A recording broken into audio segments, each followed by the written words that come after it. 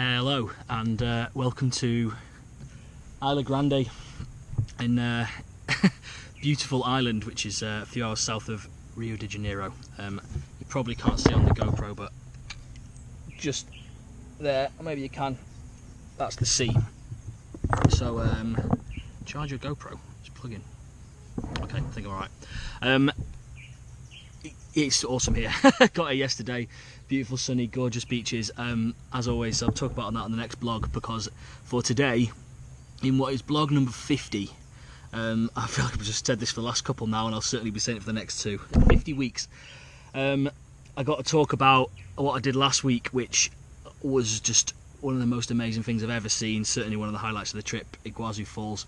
End of the last blog, I just spent a week in Rio, and I flew from Rio to Iguazu. So Iguazu it's like an hour and a half on the plane, and it's basically the waterfalls themselves. If anyone doesn't know, we'll come on to it, but like huge big waterfalls. I think some stat they're the largest waterfall chain in the world, because it's not just one big one. There's just like hundreds, thousands, I don't know, of these all waterfalls all connected together, massive.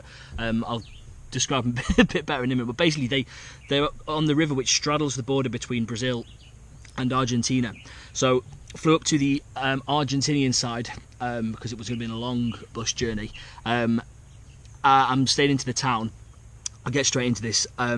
Spent the night in the town and met a couple of Australians, and their names have just completely... Oh yes, Jai and Jackie, who I went up to, met on the way to the Argentinian side. So basically you can look around it on both sides of the border, the Argentinian side and the Brazilian side, from different angles. You get there and you take the bus over to kind of the actual waterfall site. I mean, it's super touristy. It's hundreds of people, thousands of people, which is kind of crazy given it's in the jungle in the middle of nowhere. But when you get there, you kind of realise why people are all making the trip to go there. The Argentinian side, there's 3 walks. Each one is kind of about, I don't know, a few kilometres long that you've got to do to get to see it from different angles. The first place, you're walking up to the kind of the largest waterfall section of the entire chain of waterfalls, and you're right on top of this huge, massive, powerful sort of horseshoe of a waterfall. Have a look at this.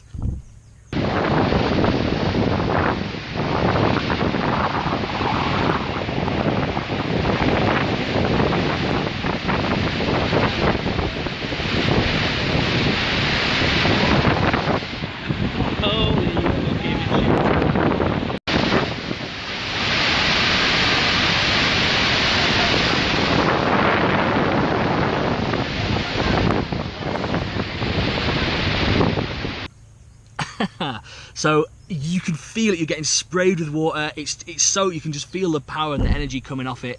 It was a beautiful day as well on that day. Like the skies were pretty much blue most of the time. It was gorgeous. So you're just seeing these huge big waterfalls. Carried on kind of walking around through the walkways. It's very well put together, very well done, obviously, to make it accessible for everybody, which I thought was kind of cool. It's never nice to be in a place where there's loads and loads of tourists, and you know, it's never lost on me that I'm one of those too, but when there's so many of you. But I did think it was kind of cool that for somewhere that in theory could be so inaccessible, that anyone can go and see it. There's people in wheelchairs, kids, old people, people with prams. It was great that they've kind of made it accessible. Took some more videos kind of walking around from the different angles to look at these.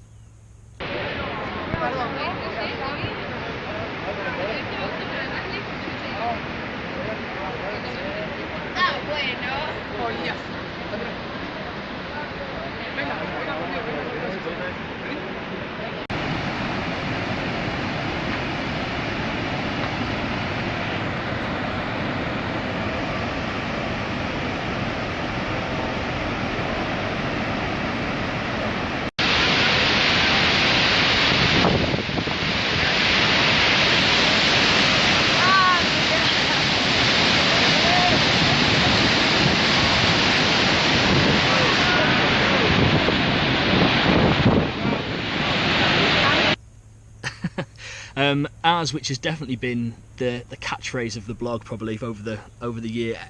These absolutely do not do justice. I mean, the videos are still pretty cool, and I think they look great, but like, you just don't realise how like it just goes on and on and walking for like kilometres, and it just keep going. The whole of this massive, huge, wide river basin on the top part of the plateau is just pouring down these cliffs for ages and ages. I might have some more stuff from the Argentinian side.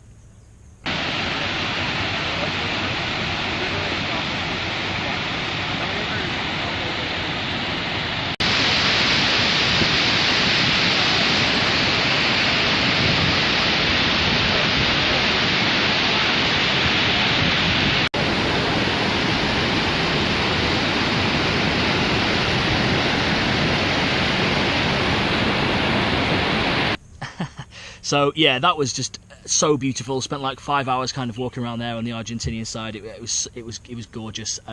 If anyone has the opportunity to go to Iguazu at any point, whether you're on holiday, whether you're traveling, like don't miss it. It is really, really special. It kept coming into my mind the word like magical. I mean, I was like, I'm gonna start gushing about it now, but it was gorgeous, and like it really, really kind of took my breath away a bit. In fact, not a bit, like a lot. So that was really cool. That evening, planning to go to the Brazilian side the next day, because there's two towns which are literally either side of the border. So like you're basically on the border where you're staying in the town. But I walked down to a place called Three Flags, which is only like 20-minute walk out of the town. That was kind of cool. So that was this. So standing in Argentina, that's this, and that's Brazil. And then that is Paraguay, which I think is as close as I'm going to get to Paraguay. But pretty cool, right? So I like that. Just nice to kind of be able to see the see the three countries from the one point. It's kind of cool. Next morning, got up and got on the bus to the Brazilian side and went straight to the Brazilian waterfalls. It was not as nice day. It was raining off and on, and it was a lot more kind of grey, but it was still kind of clear, and it didn't take away at all from how breathtaking it was on the Brazilian side. So they're quite different. That like, whereas on the Argentinian side you've got much more access to getting really close to certain bits, the Brazilian side you kind of have a much bigger vista to start with, and you get even more of a scale of like how far these waterfalls just go on and on and on.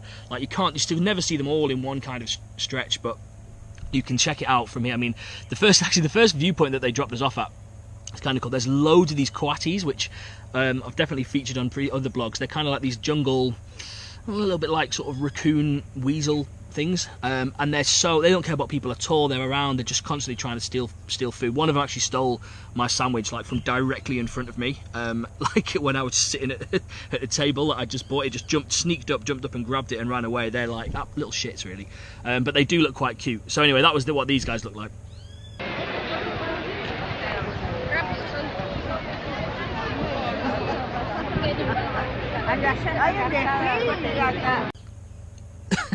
With the backdrop of the waterfall, pretty amazing. And then Brazilian side is not as big as walking around, but you can keep walking basically along the cliff edge.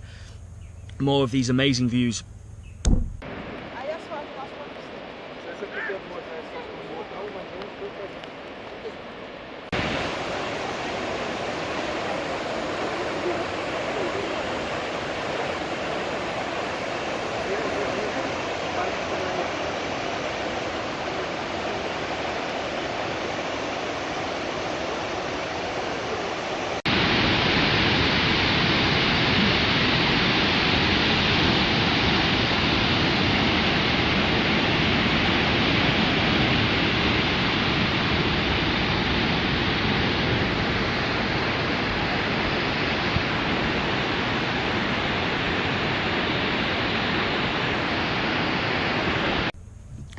And then you get to kind of the main bit, which again is like it's a bit further along the river, but opposite that huge big bit, and they've built a walkway like right out into the middle of the waterfalls system. And so again, you're just kind of surrounded and immersed by all of these. The scale of it is huge, really beautiful.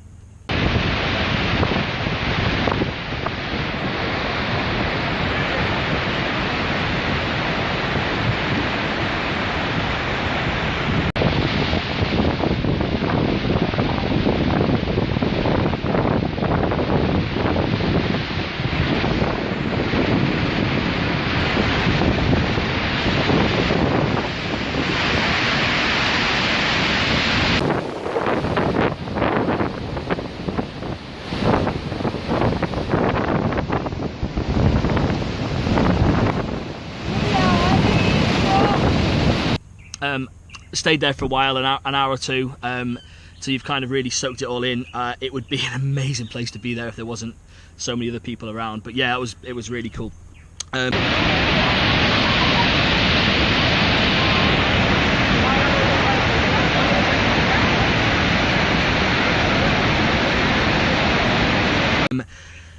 Yeah, that's Iguazu. Tried to rattle through that. I mean, it's basically, I could have said it in 4 seconds. It's fucking amazing. It's so beautiful. I took loads of videos. I feel really lucky that I got to do this at the end of the trip.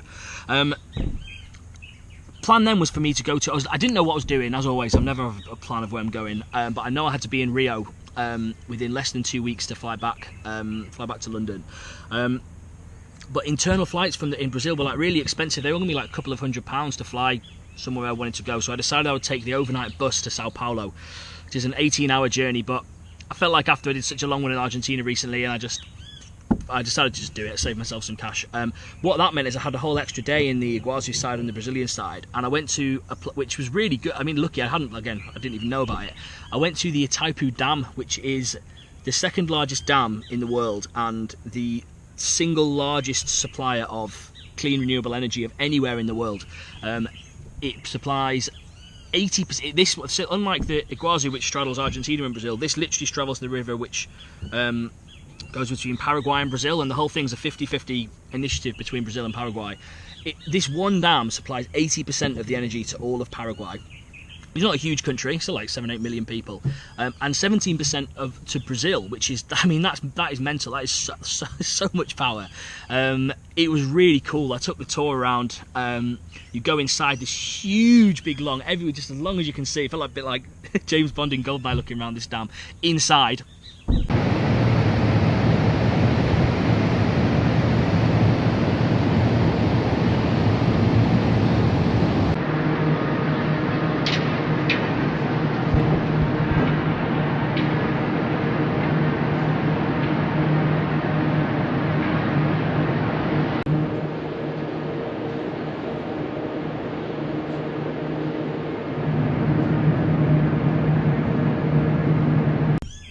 So that was cool, and we saw the massive, like, there's 20 of these huge turbines which are spinning round, like massive ones.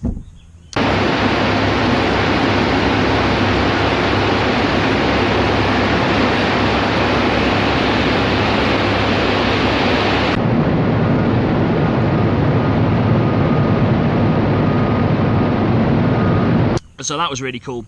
And then they take you on a spot. You can see the kind of the vista and the panorama of how cool the dam looks. It's massive. I can't remember how long it is, but it's really, really big. Largest dam going. Second largest.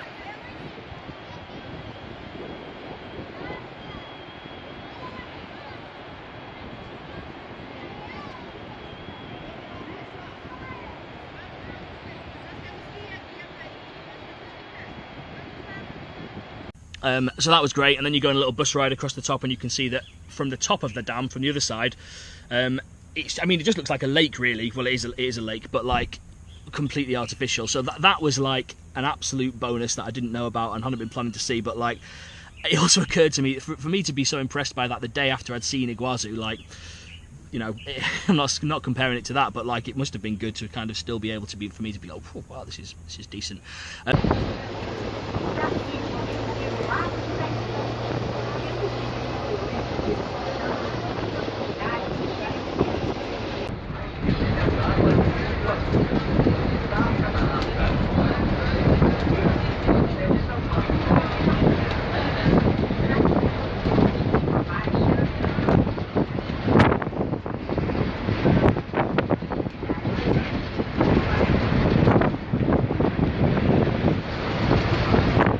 So yeah, that was amazing.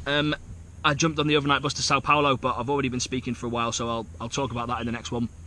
And yes, Iguazu is amazing. I'm flying home a week today, which means 2 more vlogs that I've got to catch up on before I leave. But yeah, as always, thanks for watching, and I literally will see a lot of you soon. Mwah.